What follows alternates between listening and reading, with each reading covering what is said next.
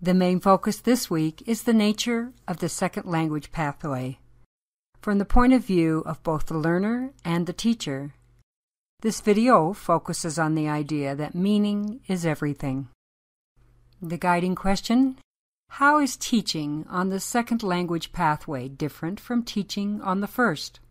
Because it is challenging to provide bilingual students with the kind of instruction they need, it is easy to fall into the trap of lowering expectations for second language learners.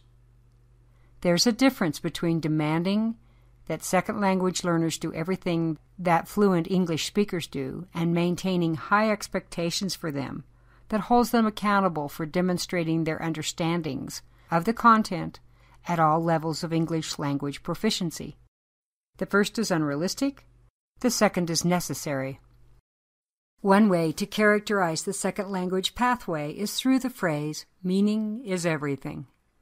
Instruction is designed so that students can gain access to the important ideas of instruction at every level of language proficiency. When teachers focus their instructions on making meaning, they use text to represent ideas and concepts that students understand and can talk about. Connect what students are learning in subject area instruction and what they will read and write about in language arts and English language development classes. And seek materials on every topic at a range of reading levels and complexity. When students are reading in their second language, we can do many things to deepen their conceptual reservoir and build schema.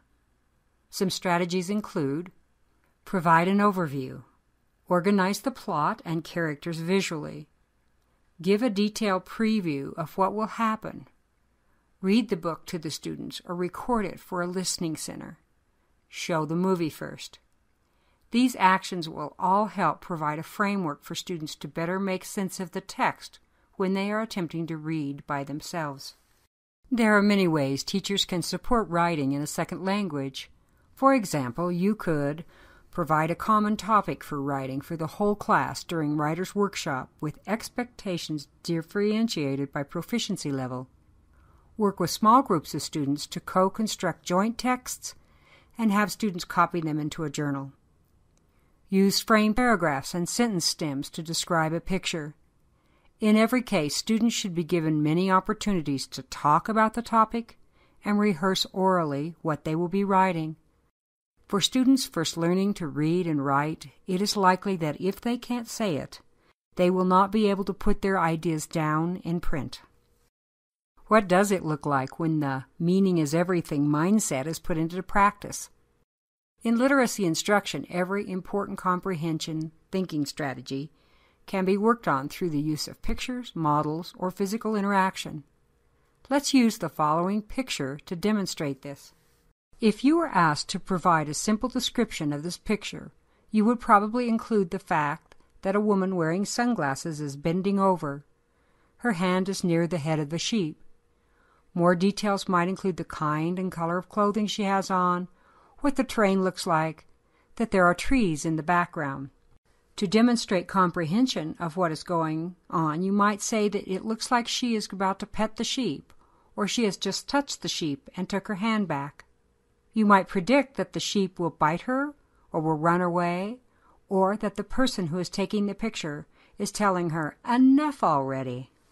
You could infer that it is not winter since the trees are green, or that neither she nor the sheep are afraid of each other since they're standing so close. If asked to explain why she's about to pet the sheep, you might guess that she's an animal lover, or that she's far from home and misses her dog. If you knew the woman and her travel history, you might tap into this knowledge and infer this picture was taken in Finland, where she had recently spent a year. Finally, you could evaluate what's going on in the picture. Is it a good idea for humans to get so close to wild animals? Should sheep be allowed to roam free on islands where people hike? A good picture can be used to work on multiple strategies for thinking and comprehension. This kind of work on thinking skills is even more effective when the pictures are taken from the text that students are already using in their instruction. In this way, students can generate and be exposed to the vocabulary and connections regarding the topic before being asked to work on the content. Before you begin your Make It Work activity, take time to reflect on the guiding question for this week. How is teaching on the second language pathway different from teaching on the first? Write down 2 or 3 things you will take away from this week's Explore. How can you use these understandings immediately and in the long term?